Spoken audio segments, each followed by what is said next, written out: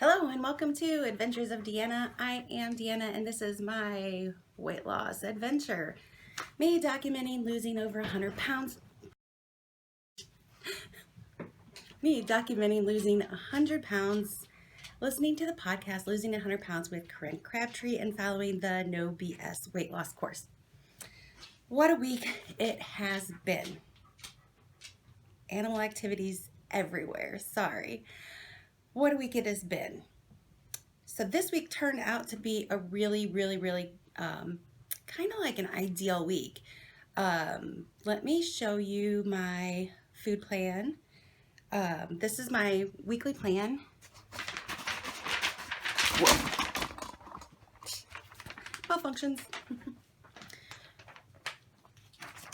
This is my weekly plan, and I will throw it up on screen for you. But it was a good mix of healthy foods and not so healthy foods. I felt really good about it. It didn't leave me feeling restrictive. It left me feeling good and proud about the decisions that I was making. I was satisfied. I wasn't overly hungry. I had energy, and it was really an ideal week. And I'm thinking about this.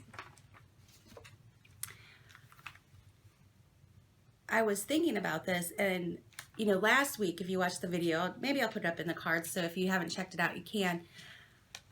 We did a pantry week, and we were just eating out of their fridge and out of the pantry and just stuff that we already had on hand. And the meals that we were putting together weren't always the greatest, and then we didn't always have good options, so we ate out a little bit more than what we would. I was also in a bad mood. Because of things going on in my life. I'm really hot and sweaty.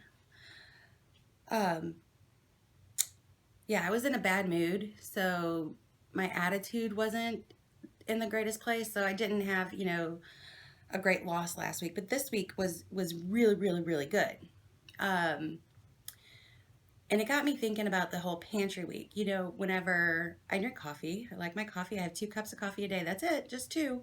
Not anything big. I don't go out. I just have regular homebrewed, boring, generic coffee. It's not even like Maxwell House or Folgers. It's like store brand coffee.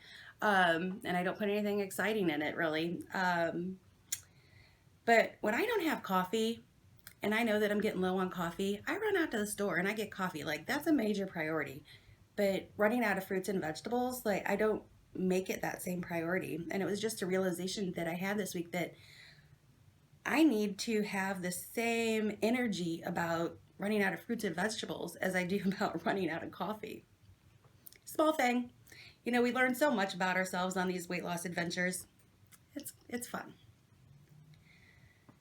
So I'll tell you about my weight loss in a week, but I did just want to kind of show you what I ate this week. If you guys can read my chicken scratches, then good for you. I have a hard time myself. Next, I want to talk about this. What is this? This is a roller skate. So you're supposed to wear your regular shoes in it. It has 3 wheels. And you put your foot in and then it adjusts down to the right size somehow. I don't know. The brakes are on the back, which is weird. 3 wheels, weird.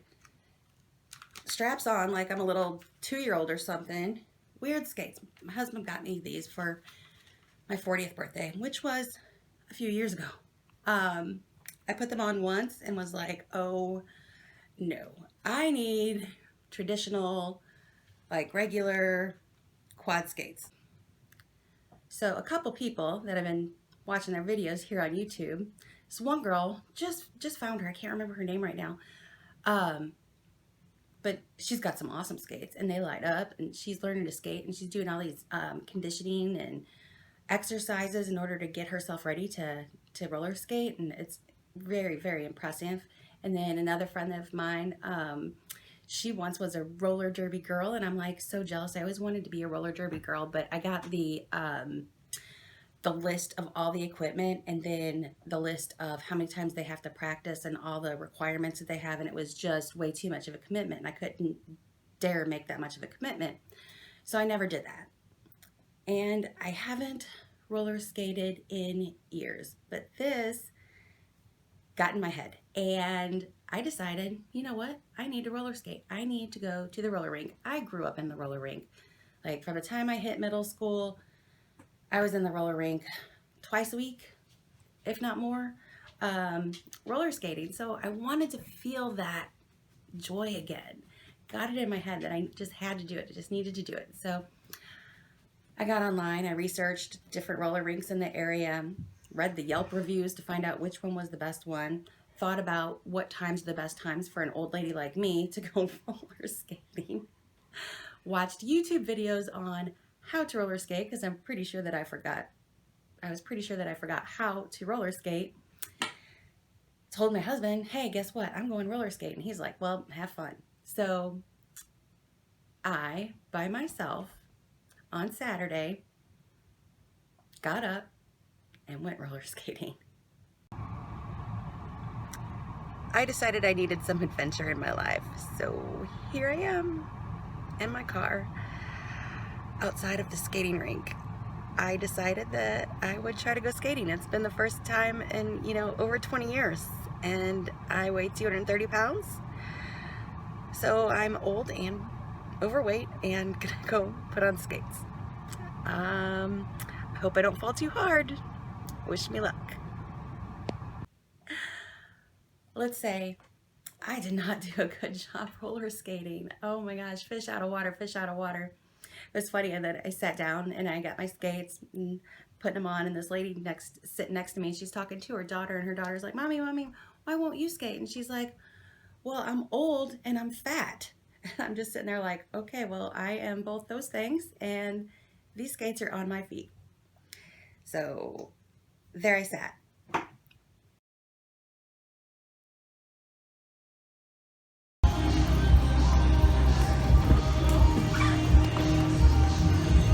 With the skates on my feet, and I was like, okay, now you have to stand up. Stand up. Deanna, stand up. Finally, I stood up. Okay, step 2. I'm standing in roller skates. That's how my dog feels. So, I was like, okay, you gotta skate. So it's like the carpeted area. So I skated a little bit on the carpeted area, not great, picking up my feet, stumbling, did that. And then I was like, okay, you gotta get out on the rink. So I finally got my feet out on the rink, and I'm like, okay, now you have to like push off. So there's just this little area. I did this like little loop because I wasn't ready to do the whole rink thing, not yet.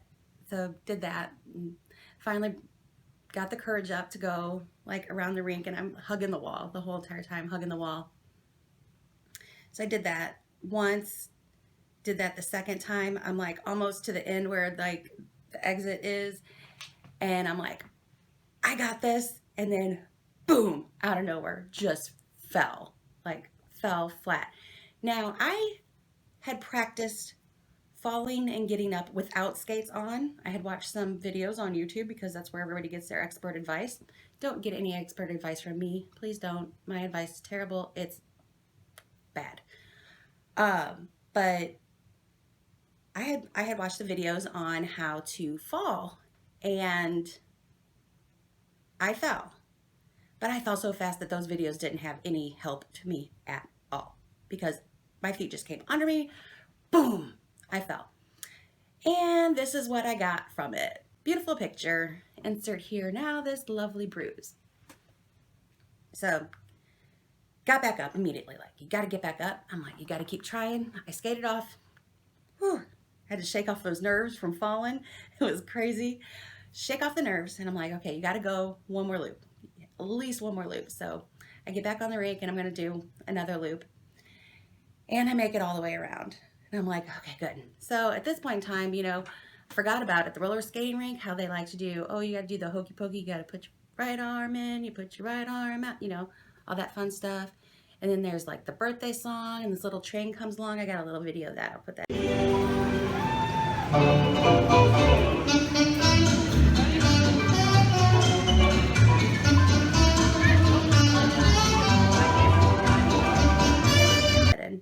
for fun. And then they do the limbo. So I had a nice break because they were doing the limbo at this point in time. So I was thinking about taking my skates off, like, you're totally done. I'm like, no, you got a break. You catch your breath. It was actually pretty hard work. There are a lot of muscles that you engage that I guess I'm not normally engaging those muscles. So it was very surprising how tiring it was for me to roller skate. So I wait for the song to get over and I'm like, okay, let's do one more loop. So I get myself out there, I do one more loop, and the skating is getting worse. My body was so exhausted from this excitement, the nerves, the stress that I'm putting on my body doing this new exercise that I hadn't done in over 20 years. So by the time I got done, I was just flat out exhausted. And I had looked a hot mess too. I was just sweating. Nobody else there is sweating. This girl's sweating. Didn't look cute. Didn't look cute at all. But I got out there and I did it. And I find that it is such a huge achievement because part of the reason that I want to lose weight, there was I want adventure. I want to be able to do more things. I want to be able to get out there. I don't want to be a couch potato. I want to see and do, explore, and I'll be able to do those things better in a thinner body, in a stronger body, in a healthier body. So that's why I'm even on this weight loss adventure. A few years back, we were going to the Cinco de Mayo festival. That's only like down the street from me. It's like 6 blocks away. So I thought, hey, let's just walk down there. Well, my husband, he's way taller than me, way longer legs. He's walking his normal pace. And I'm like, slow down. I can't keep up. Slow down. I can't keep up. And it was just saddening to me that I couldn't keep up with him. So that's another reason is I just want to be able to keep up with him. That's why, one of the many of reasons that I am on a weight loss adventure. So anyway, I felt so much pride and so much joy when I got into my car that I went by myself. I tried it. I did it to the best of my abilities. It was amazing. So I'm celebrating that huge achievement. And this week I am also celebrating a loss. So last week I weighed in, I gotta cheat. Last week I weighed in at 229.8 and this week I weighed in at 228.4. So I lost 1.4 pounds. So yay! I lost this week. Keep that momentum going. Let's see if I can do it for another week. Before I let you guys go this week, I do have a little thing that I wanted to talk about, the 24-hour plan. That's part of the No BS weight loss course that I linked down below in the description box. But I wanted to talk about it because I have a few people that are also doing the No BS weight loss course, and they had a couple questions about the realistic plan. So the next 10 minutes is me talking about that. So if you're not interested in the 24-hour realistic plan, then you can go ahead. I'll see you guys next week. Bye-bye. Or you can watch the video about the 24-hour realistic plan. There's a lot of feedback, and I really do apologize for the feedback that's in the video. Today, I wanted to go over the 24-hour plan because I had a few subscribers make comments that they didn't understand the 24-hour plan or were struggling with the 24-hour plan. So I just wanted to review this real quick with you all. This particular 24-hour plan I got from PNP Unofficial Digital Divas Facebook group. This is not the actual 24-hour plan that is currently available if you are a member of the No BS weight loss course. The No BS weight loss course, of course, is proprietary information from Corinne Crabtree of the Losing 100 Pounds with Corinne Crabtree podcast and the No BS weight loss course, which I link to both below, but I am not at all a sponsor. I just do this because this is the particular plan that I'm following and I'm documenting my journey on YouTube. So into the 24-hour plan, you just go through every day. You're going to do this whenever you're at your best self. So some people choose to do this at night and some people choose to do it in the morning and some people do a combination. I do my 24-hour plan and my assessments in the morning because that is whenever I am most awake and feeling my best self. So you're just going to go through and fill out the boxes. It's pretty self-explanatory that of what you need to do here. So I'm just going to put in what my goals are.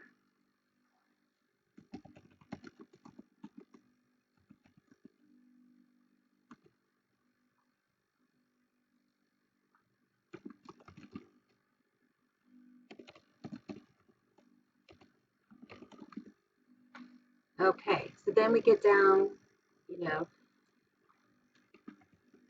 always good to keep in mind what your goals are. This is just a phrase that people used to say in Weight Watchers. I don't believe it's true, but I just wanted to type it here today.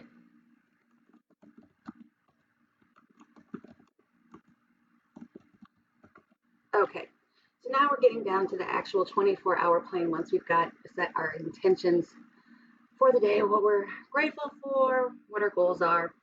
So now we're going to actually do the food part. So back in the very beginning, you start exactly from where you're at. So what you would normally eat, you're just going to continue to plan those exact same foods. But the only difference is you're going to pay attention to your hunger scale. So my typical breakfast was 2 eggs with 2 wheat toast with butter. For lunch, I'd always go out to lunch with my husband for lunch because we work together, and we typically would get fast food. So I would have a fast food sandwich, and then I would probably have fries with that. And then for dinner, just thinking about things that we would normally eat. Pork steak and mashed potatoes, one of my favorite meals. Snacks, I don't really do snacks, but if you are a snacker, then you would put in if you were going to have some snacks, but I don't typically eat snacks. Now throughout the day, this is your plan. You need to stick with your plan. The first thing is to get good at eating what you say you're going to eat. A lot of people have things that come up during the day, or they say, oh, I didn't want that anymore, or friends invite them out, things change, and that's okay if you don't actually eat what you planned, but you have to think about what your reasons why, and the program really has you questioning why are you making the decisions that you're making. So throughout the day, you're going to go in and you're going to look at your hunger scale. So did you eat because it was time for breakfast, or did you eat because you were actually feeling some hunger? If you were feeling slight signs of hunger, then you're going to put in a 2 for your hunger scale. And then whenever you get done eating, you're going to assess yourself. You're going to say, okay, so did I stop at satisfied, or am I feeling a little full or extra full? So if you're feeling satisfied, you're going to put in a 2. If you're feeling a little full, you can put in a 3. If you're feeling more full, you're going to put in a 4, etc., etc. So typically I would put in a 2 for breakfast. For lunch, again, you're going to do the same thing. What time? So what time did I eat my breakfast? And then my hunger scale here. What time did I eat my lunch? Typically at noon. Ending hunger scale. So here, let's just for instance say that my hunger scale was a 4. So that's something I'm going to want to look at later in the day, is why my hunger scale was a 4. Again, here, maybe my hunger scale was a 4. Maybe I was extra hungry. And then again, my ending hunger scale was a 4. I was extra full. Something that I'm going to want to look at. And then at the end of the day, you're going to put in what your actual food was. So say I stayed on plan here. So say that I did the same here. And then here, let's say I did the same, but for my snack, I had ice cream. So the 24-hour, the 4 basics are 64 ounces of water, 7 hours of sleep, 24-hour plan, which we just did up here, and the hunger scale. So I'm going to go in, I'm going to say, yes, I drank my water if I did. Yes, I got my sleep if I did. But if I look up here, I did my 24-hour plan. I did do it, but I did not follow. And hunger scale, nope. I did not follow my hunger scale because I had these 4s in here. I didn't stop at a 2 in here. So I'm going to say, why didn't I follow my 24-hour plan? I'm going to say I ate ice cream. And then I'm going to say, why did I eat ice cream? I really wanted ice cream, had a long day, wanted to relax.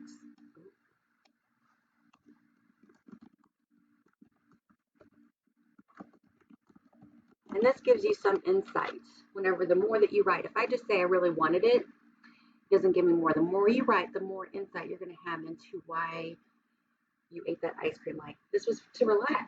Well, was there something else that I could have relaxed? Are there any excuses that I'm using to eat? So maybe whenever I think about back on the day, I think about it and I was upset about something.